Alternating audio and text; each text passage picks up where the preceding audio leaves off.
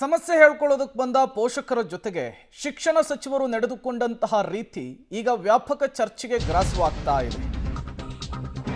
6 ವರ್ಷ ತುಂಬಿದ್ರಷ್ಟೇ 1ನೇ ತರಗತಿಗೆ ಮಕ್ಕಳ ಪ್ರವೇಶಾತಿ.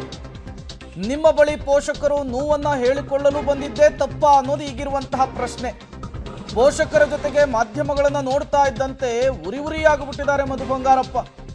ಮಾಧ್ಯಮದ ಜೊತೆಗೆ ಬಂದ್ರೆ ರಬ್ಬೀಶ್ ಅಂತೆ, ಮೀಡಿಯಾ ಜೊತೆಗೆ ಬಂದಿದ್ದೀರಾ ಅವ್ರ ಹತ್ರನೇ ಮಾತನಾಡಿ ಅನ್ನುವಂತಹ ಹೇಳಿಕೆ ಕೊಟ್ಟಿದ್ದಾರೆ.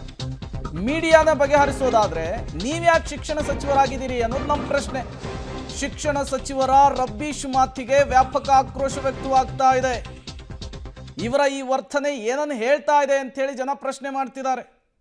ನೋಡಿ, ಒಬ್ಬ ಜನಪ್ರತಿನಿಧಿಗೆ ಇರಬೇಕಾಗಿರುವಂತಹ ಮೊದಲ ಲಕ್ಷಣ ಅಂದರೆ ಸಮಾಧಾನ. ಅದೇ ಇಲ್ವಲ್ಲ ಶಿಕ್ಷಣ ಸಚಿವರಿಗೆ ಅಂಥೇಳಿ ಅವ್ರು ಕರ್ಕೊಂಡು ಬಂದ್ರೆ ಅವ್ರನ್ನ ಇಂಟರ್ವ್ಯೂ ಮಾಡಿ, ಅಲ್ಲ ಅವರನ್ನ ಇಂಟರ್ವ್ಯೂ ಮಾಡಿ.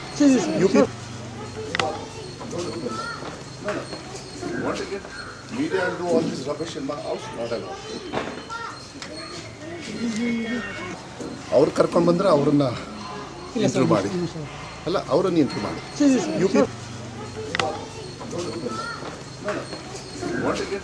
Media and do all this rubbish in my house, not at all.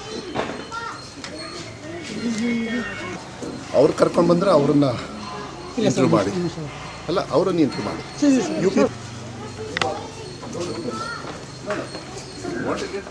Media and do all this rubbish in my house, not at all.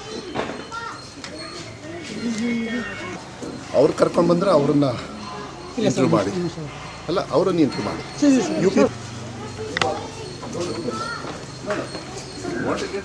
Media and do all this rubbish in my house, not at all. ಮಾನ್ಯ ಶಿಕ್ಷಣ ಸಚಿವರಿಗೆ ಇದ್ದದ್ದಂಗೆ ಹೇಳಿದ್ರೆ ಕೆಂಡದತ್ತ ಕೋಪ ಅಂತೆ. ಅವ್ರಿಗೆ ಕನ್ನಡ ಓದಿದ್ದು ಹಿಂದೆ ವಿಡಿಯೋಗಳೆಲ್ಲ viral ಆದಂತಹ ಸಂದರ್ಭದಲ್ಲಾಗಿರಬಹುದು, ಅವರ ಹೇರ್ ಸ್ಟೈಲ್ ವಿಚಾರಕ್ಕೆ ಸಂಬಂಧಪಟ್ಟಂತೆ ವಿಪಕ್ಷಗಳು ಮಾಡಿದಂತಹ ಆರೋಪಗಳಾಗಿರಬಹುದು, ಅವುಗಳನ್ನೆಲ್ಲ ಪ್ರಶ್ನೆ ಮಾಡಿದ್ದಕ್ಕೆ ಸೀಸಾ ಕಾಯಿಸಿ ಕಿವಿಲ್ ಹೊಯ್ದಾರಂಗೆ ಮಾಡ್ತಾರೆ ಮಧು ಬಂಗಾರಪ್ಪನವರು. ಅಲ್ಲಿ ಯಾರೂ ಕೂಡ ನಿಮ್ಮ ಮನೆಗೆ ಆತಿಥ್ಯವನ್ನು ಸ್ವೀಕರಿಸೋದಕ್ಕೆ ಬಂದಿಲ್ಲ, ಅಥವಾ ನೀವೇನೋ ಊಟ ಕೊಡ್ತೀರಾ ತಿಂಡಿ ಕೊಡ್ತೀರಾ ಅಂಥೇಳಿ ಕ್ಯೂ ನಿಂತಿಲ್ಲ. ನಿಮ್ಮ ಸಮಸ್ಯೆಯನ್ನು ಹೇಳ್ಕೊಳ್ಳೋದಕ್ಕೆ ಬಂದಿದ್ದಾರೆ.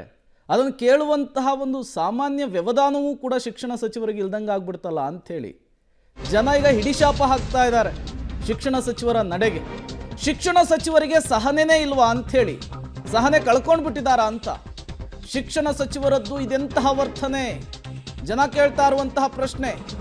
ಮಾಧ್ಯಮಗಳು ನಿಮ್ಮ ಮನೆಗೆ ತಿಂಡಿ ತಿನ್ನೋದಕ್ಕೆ ಬಂದಿದ್ರಾ ಅಂಥೇಳಿ. ನಿಮ್ಮ ಪ್ರಚಾರಕ್ಕೆ ಮಾಧ್ಯಮಗಳು ಬೇಕು, ನೀವು ಹೇಳಿದ್ದನ್ನು ಟೆಲಿಕಾಸ್ಟ್ ಮಾಡೋದಕ್ಕೆ ಮಾಧ್ಯಮಗಳು ಬೇಕು. ಪೋಷಕರ ಸಮಸ್ಯೆಯನ್ನು ಹೇಳ್ಕೊಳ್ಳೋದಕ್ಕೆ ಬಂದರೆ ನಿಮಗೆ ಯಾಕೆ ಸಿಟ್ಟು ಅಂಥೇಳಿ.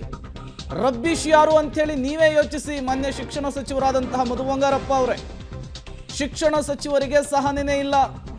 ನೀವು ಸಚಿವರಾಗಿರುವಂತಹದ್ದು ಜನರ ಸಮಸ್ಯೆಯನ್ನು ಕೇಳೋದಕ್ಕೆ, ಜನರ ಸೇವೆಯನ್ನು ಮಾಡೋದಕ್ಕೆ. ಅದನ್ನು ಬಿಟ್ಬಿಟ್ಟು ಜನರ ಮೇಲೆ ರೇಗಾಡ್ಬಿಟ್ರೆ, ಜನರ ಸಮಸ್ಯೆಯನ್ನು ಕೇಳೋದಕ್ಕೆ ಅವರ ಧ್ವನಿಯಾಗಿ ಬಂದಂತಹ ಮಾಧ್ಯಮಗಳ ಮೇಲೆ ರೇಗಾಡ್ಬಿಟ್ರೆ. ಅವ್ರು ಕರ್ಕೊಂಡು ಬಂದ್ರೆ ಅವ್ರನ್ನ ಇಂಟರ್ವ್ಯೂ ಮಾಡಿ, ಅಲ್ಲ ಅವರನ್ನ ಇಂಟರ್ವ್ಯೂ ಮಾಡಿ.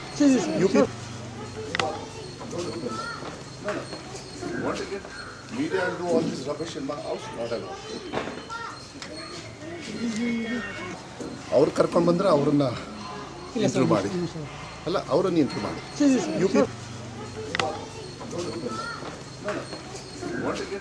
Media and do all this rubbish in my house, not at all.